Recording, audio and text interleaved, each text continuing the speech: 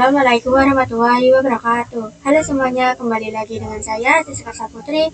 Dan pada kali ini kita itu masih membahas mengenai seputar mikratik. Jadi di sini itu materinya yaitu VPN tunneling.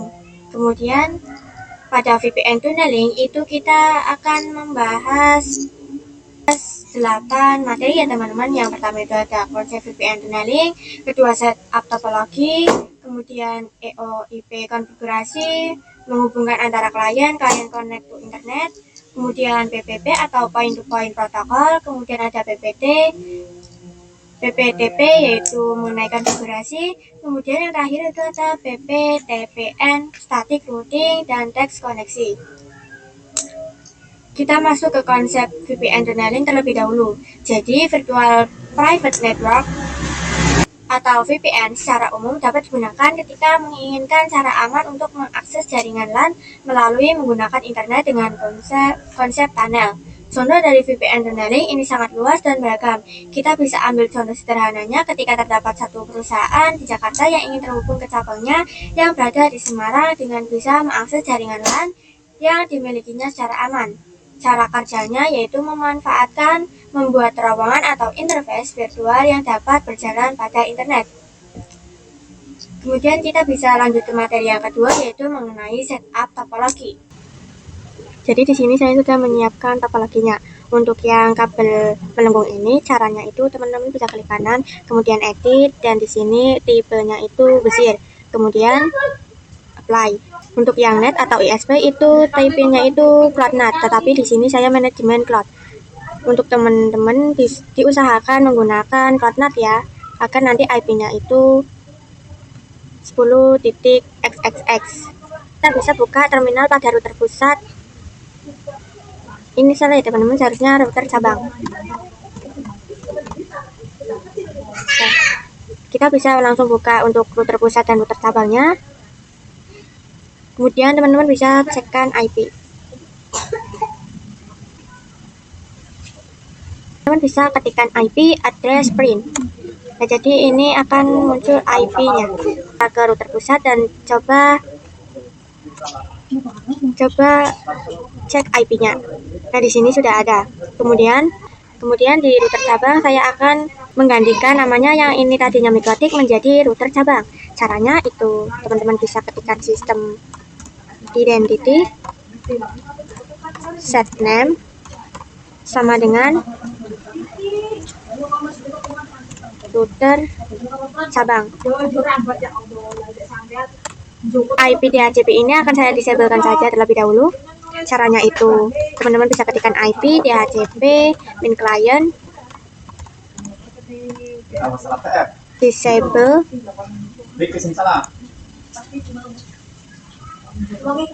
number. Ini saya akan coba, kemudian saya akan menambahkan IP sendiri dengan ketikan IP address set address sama dengan 192.168.116.176/24. Kemudian interface-nya itu Ether 1. Kemudian di sini akan saya ketikkan sistem identity set name sama dengan router pusat. Kemudian IP DHCP IP DHCP main client disable number 6. Dan seperti tadi saya akan menambahkan IP address lagi.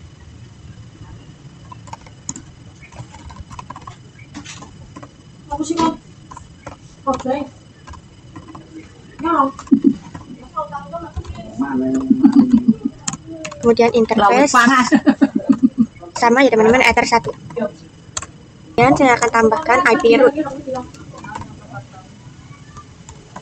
Gateway sama dengan IP root at gateway sama dengan 192.168.110.0 1, kemudian enter.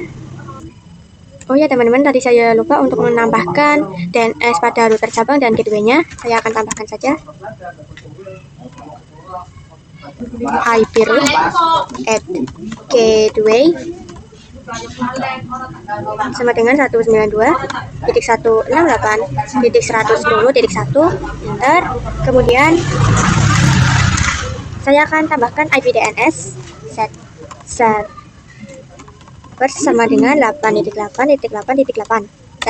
Dan di sini tadi kan saya sudah menambahkan DNS-nya. Kemudian saya akan coba ping 8.8.8.8. Nah, jadi ini hasilnya itu total ya teman-teman. Kemudian di router cabangnya akan saya coba juga.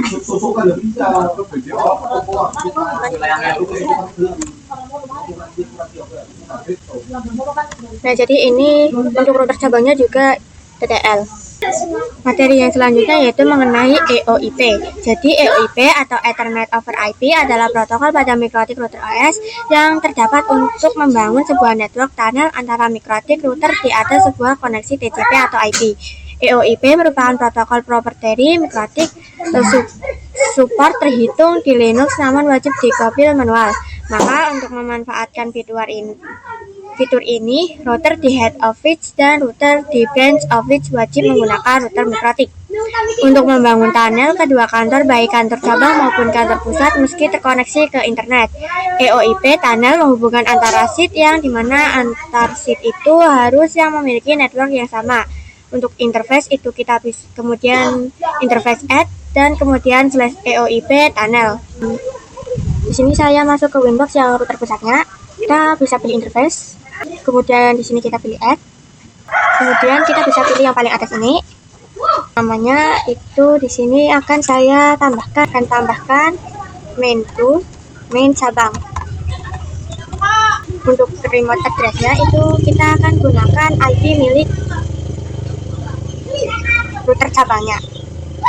Untuk tunnel ID-nya itu nanti akan saya gunakan 100. Kemudian kita bisa masuk ke Winbox router cabangnya. Kita lakukan sama, klik interface, new. Kita pilih paling atas. Untuk name-nya itu kita pusat. Untuk remote address-nya itu kita bisa masukkan IP milik router pusatnya. Kemudian tunnel ID itu nanti 100. Kalau sudah, klik apply dan OK. Kemudian kita bisa masuk ke Winbox router pusat lagi. Kita bisa pilih yang menu bridge. Kita bisa ke menu bridge ya teman-teman. Kalau sudah ke new, untuk namanya itu saya tambahkan bridge port strip EOIP. Kalau sudah, kita apply dan OK. Kemudian kita bisa ke menu ports, new atau add. Untuk interface itu kita gunakan Ether 2. Jika sudah, kita bisa apply dan OK. Kemudian di sini akan saya tambahkan lagi. Itu kita bisa gunakan yang EOIP tunnel to cabang yang sudah tadi kita buat ya teman-teman. Sudah, kita klik apply dan OK. Kemudian kita bisa ke router cabangnya. Kemudian kita bisa lakukan yang sama, bridge. Kita ke new. Yang ini bridge for EOIP. Apply dan OK. Kita ke menu portnya, kita bisa pilih new. Untuk interface kita bisa Ether 2, apply dan OK. Kemudian kita bisa tambahkan lagi. Untuk interface itu kita bisa gunakan yang EOIP tunnel to pusat. Kalau sudah apply dan OK. Kemudian di VPC 1 saya akan ketikkan IP, kemudian 192.168.1.6/24. Kita masuk ke terminal VPC 2 dan lakukan hal yang sama. 168.1.7/24. Kemudian enter. Kemudian di VPC 2 akan saya coba ping IP dari VPC 1 ya teman-teman. Dan hasilnya itu TTL. Selanjutnya kita bisa pergi ke Winbox router pusatnya. Pilih IP, kemudian addresses. Di sini akan saya klik new untuk addressnya. Addressnya itu 192.168.1.1/24. Untuk yang interface itu kita bisa gunakan yang bridge for EOIP. Kemudian apply dan OK. kita bisa ke pilih menu IP lagi, lalu pilih firewall, kemudian pilih yang NAT, klik new. Untuk C-nya itu kita gunakan SRC NAT, itu kita bisa gunakan yang Ether 1. Kemudian kita ke actionnya kita bisa pilih yang Masquerade. Kalau sudah, apply dan oke. Kemudian kita bisa lakukan hal yang sama di inbox router cabangnya. Pilih IP, addresses. Setelah itu kita bisa klik new. Untuk IP-nya itu 192.168.1.2/24. Untuk interface itu kita masih sama gunakan yang Bridgeford EOIP. Kalau sudah apply dan oke. Kemudian pilih IP lagi, firewall, kemudian ke NAT, tambahkan untuk C-nya itu sama SRC NAT. Untuk out interface itu kita bisa gunakan Ether 1, kemudian kita beralih ke menu action. Untuk actionnya itu kita masih sama gunakan yang Masquerade. Kalau sudah apply dan oke, kita bisa ke terminal VPC 1-nya dan masukkan perintah IP 192.168.6/24 dan kita bisa masukkan gateway yaitu 192.168.1.1/24. Kalau sudah, enter. Kalau sudah, coba ketik IP DNS 8.8.8.8 untuk kita bisa menambahkan IP DNS-nya. Enter. Kemudian di sini saya akan coba pilih 88-nya. Nah, di sini tuh hasilnya TTL. Kita bisa lakukan hal yang sama di VPC 2-nya. Di sini IP 192.168.1.7/24. Kemudian kita bisa masukkan gateway-nya yaitu 192.168.1.2/24. Kemudian enter dan tambahkan IP DNS-nya lagi. Kita bisa kembali ke Winbox router pusatnya, ke IP, pilih addresses. Untuk yang IP 192.168.1.1 itu kita bisa hapus saja, remove. Kemudian klik add atau new untuk menambahkan. Kemudian addressnya itu kita bisa isi 192.168.1.1/24. Untuk ethernya itu ether 2. Kalau sudah, apply dan oke. Kita bisa pilih IP, kemudian DHCP server. Nah, di sini kita bisa cari saja yang DHCP setup. Untuk DHCP server interface itu kita bisa gunakan yang Ether 2. DHCP setupnya itu teman-teman bisa next saja, kemudian lakukan hal yang sama di Winbox router cabangnya. Nah, jika teman-teman sudah melakukannya di Winbox router cabangnya, kita bisa pergi ke terminal VPC 1 dan ketikkan IP DHCP.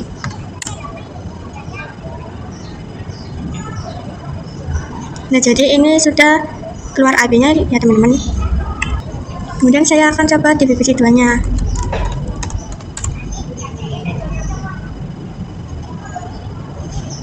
Nah, jadi ini sudah keluar IP-nya ya teman-teman, yaitu IP-nya 192.168.1.253.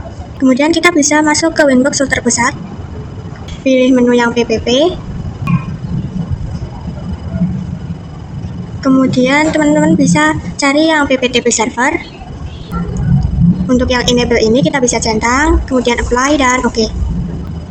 Kemudian kita bisa ke menu secret, klik add untuk namanya PTP strip. Kemudian di sini untuk belakangnya bisa tambahkan nama teman-teman. Kemudian passwordnya itu kita bisa isi. Untuk passwordnya itu saya menggunakan 123 saja.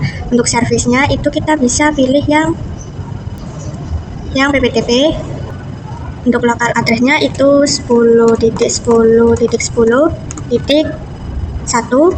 Untuk remote addressnya itu kita bisa isi 10.10.10.2. Kemudian kita bisa apply dan oke. Kita ke PPP, kemudian new dan pilih yang PPTP client. Kemudian ini kita biarkan saja pada menu generalnya. Kemudian kita beralih ke menu dial out. Untuk konektornya itu kita bisa isi IP milik yang router pusatnya. yaitu punya saya 192.168.110.175. Kemudian untuk usernya itu yang tadi kita sudah buat di Winbox router pusatnya, yaitu PPTP. Kemudian untuk passwordnya itu tadi 123. Kalau sudah, kita bisa apply dan oke. Selanjutnya kita Winbox ke router pusat, pilih IP, kemudian root, kemudian klik new.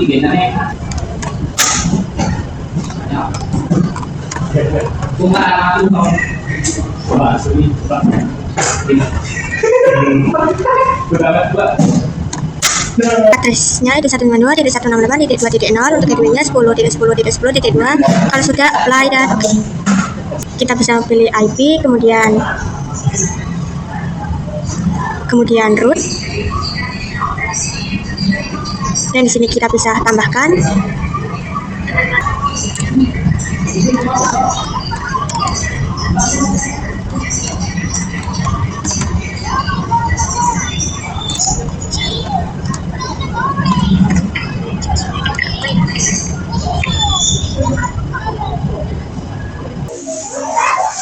Kemudian saya akan lanjut membahas mengenai L2TP. Salah satu service VPN yang terdapat di Microtik adalah L2TP Layer 2 Tunneling Protocol, di mana L2TP merupakan pengembangan dari PPTP ditambah L2F, Network Security Protocol, dan enkripsi yang digunakan untuk autentikasi sama dengan PPTP. L2TP juga menggunakan UDP per 1701. Untuk L2TP dikombinasikan dengan IPsec menjadi L2TP atau IPsec. Untuk prakteknya atau konfigurasinya itu kita bisa masuk ke Winbox router pusat terlebih dahulu, kemudian pilih PPP, ke menu interface, kemudian kita bisa cari yang L2TP server, kemudian untuk yang enable ini kita bisa centang saja atau checklist. Kemudian untuk yang use IPsec itu kita bisa pilih yang yes. Kalau sudah, kita bisa isikan IPsec secret-nya, yaitu secret. Kalau sudah, klik apply dan oke. Kemudian kita bisa ke menu secret. Kita bisa klik new atau tambahkan ya teman-teman. Untuk namanya itu akan saya ganti L2TP min ASCII. Untuk namanya bisa disesuaikan sesuai keinginan kalian. Kemudian untuk passwordnya itu akan saya isi 123 saja. Untuk yang service itu kita bisa pilih yang L2TP. Kemudian untuk profile itu kita bisa pilih yang default encryption. Kalau sudah, kita bisa isikan local address-nya. Untuk local address-nya itu kita isi 172.16.1.1. Untuk remote address-nya itu kita bisa isi 172.16.1.2. Untuk yang remote address-nya itu kita isi 172.16.1.2. Kalau sudah, klik apply dan oke. Nah, nanti kedua interface akan otomatis terkonfigurasi IP yang tadi. Nah, selanjutnya kita konfigurasi di Winbox router cabangnya. Pilih yang PPP, kemudian kita bisa klik new. Dan di sini kan ada banyak pilihan ya teman-teman. Kita itu pilih yang L2TP client. Kita bisa ke menu dialog langsung, kemudian connect to-nya itu isi IP router pusatnya. 192.168.110.175. Untuk usernya itu kita bisa isi yang L2TP, kemudian min ASCII. Untuk profilnya itu kita bisa pilih yang default encryption, kemudian yang use IPsec itu kita bisa checklist. Untuk yang IPsec secret itu kita bisa isi yang secret. Kemudian klik apply dan oke. Selanjutnya saya akan konfigurasi statik dari router pusat maupun ke router cabangnya. Kita bisa pergi ke Winbox router pusatnya dan pilih IP, pilih root, klik plus atau new. Kalau di saya untuk destination addressnya itu akan saya isi 192.168.2.0/24. Untuk gateway-nya itu akan saya isi 192.168. Maaf teman-teman, 172.16.1.2.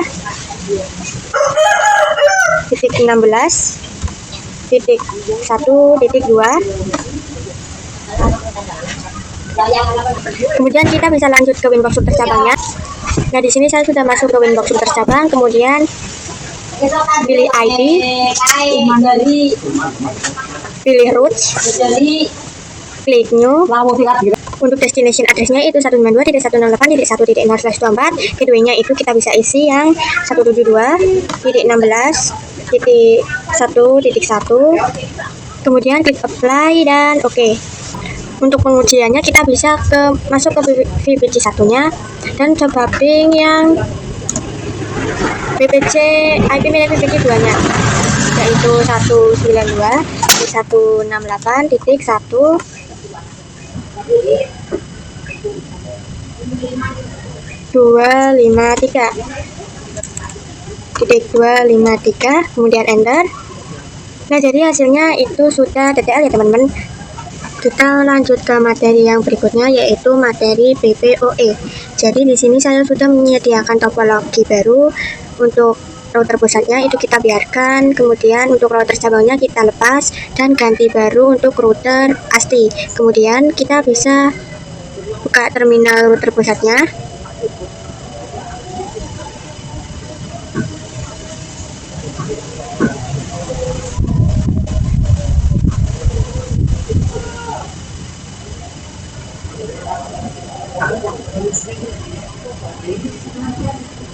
Untuk router pusatnya itu akan saya ganti nama. Kita ketik sistem identity set name sama dengan router IST.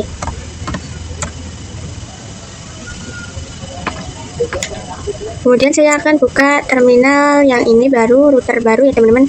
Kemudian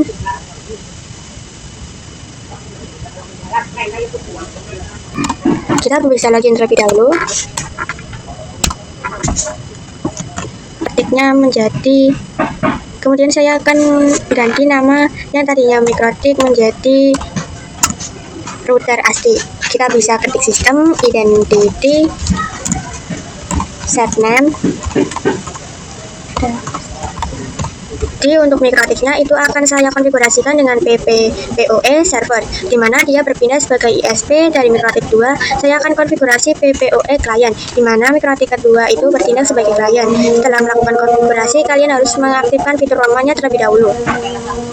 Ini saya masuk ke terminal router pusat. Kemudian saya akan mengaktifkan fitur roamingnya.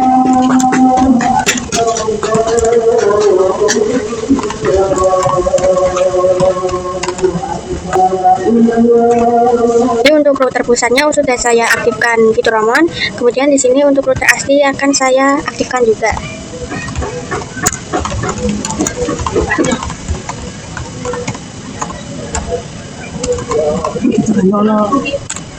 Itu sudah login untuk router ASTI-nya. Kemudian pilih PPP, ke menu PPOE server, kemudian di sini klik new.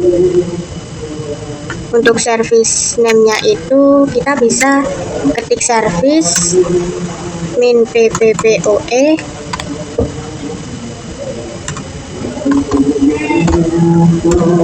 Teman-teman bisa ikuti saja untuk caranya teman-teman. Untuk interface itu kita bisa pilih yang Ether 2. Kalau sudah, klik apply dan oke. Kemudian saya akan membuat customer yang dapat terkoneksi dengan server menggunakan username dan password. Di sini saya pilih PPP. Kemudian ke menu secret, klik new. Untuk namanya itu kita bisa ganti PPPOE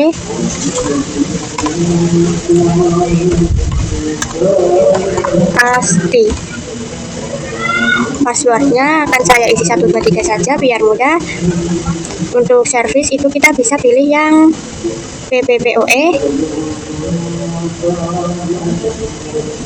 Lokal addressnya akan saya isi 192.168.1.1.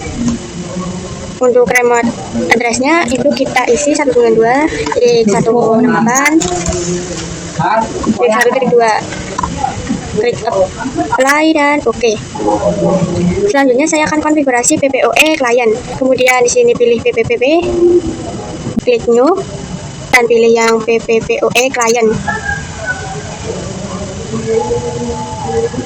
Untuk namanya itu kita biarkan, kemudian kita langsung ke menu dial out. Untuk usernya itu kita bisa isi passwordnya itu 123 saja. Untuk usernya itu opsional ya teman-teman, tetapi harus mencantumkan nama PPPoE. Untuk user per DNS itu kita bisa checklist, kemudian klik apply dan oke. Router customer ini sudah mendapatkan akses internet, namun untuk VPC-nya belum mendapatkan akses internet. Maka dari itu saya akan coba share internet dari router customer ke jaringan lokal. Di sini itu kita bisa pilih bridge, bisa pilih new. Untuk namanya itu kita bisa berikan bridge strip PPPoE. Kalau sudah kita bisa langsung apply dan oke. Kita langsung ke menu ports dan pilih new. Untuk interface itu kita bisa pilih yang Ether 2 dan bridge-nya itu kita usahakan pilih yang bridge for PPPoE. Kalau sudah apply dan oke. Saya akan tambahkan lagi. Kemudian untuk interface-nya itu akan saya pilih yang Ether 3. Untuk bridge-nya itu masih sama. Kalau sudah apply dan oke. Kita bisa pilih lagi yang IP, kemudian addresses. Dan saya akan tambahkan addressnya yaitu 10.10.10.1/24. Untuk interface itu gunakan yang bridge. Kalau sudah klik apply dan oke. Kemudian di sini saya pilih IP lagi, kemudian DHCP server, dan di sini bisa cari yang DHCP setup. Untuk interface itu kita bisa gunakan yang bridge. Untuk DHCP address page itu 10.10.10.0. Kalau sudah next saja, ini kita bisa lanjut. Untuk range-nya itu di sini saya mendapatkan 10.10.10.2 sampai 10.10.10.254. Kalau sudah kita bisa next.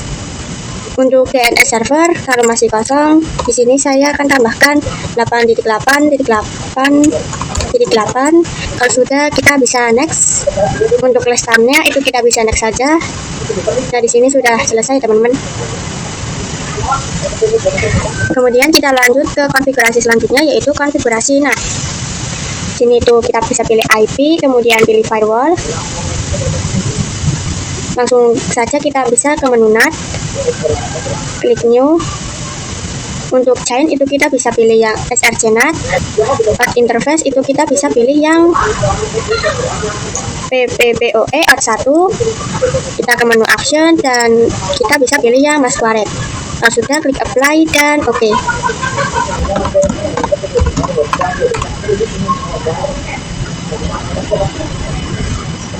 Jadi di sini untuk IP DHCP yang VPC2 itu saya sudah menempatkan IP 192.168.1.252. Untuk gateway-nya itu 192.168.1.1.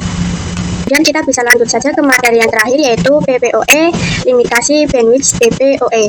Nah, jadi fitur ini berguna untuk memberikan limit bandwidth pada router customer sehingga jaringan yang di bawah naungan router customer bisa menggunakan bandwidth yang ditentukan oleh router customer. Kemudian langsung saja pilih PPP. Untuk yang PPPoE out1 itu kita bisa klik 2 kali. Nah, jadi profile yang digunakan adalah default. Kemudian di sini kita bisa ke menu profile. Untuk yang default ini kita bisa klik saja 2 kali, pergi ke limits, kemudian intinya dari pembahasan saya hanya itu yang dapat saya sampaikan. Terima kasih, saya akhiri. Wassalamualaikum warahmatullahi wabarakatuh.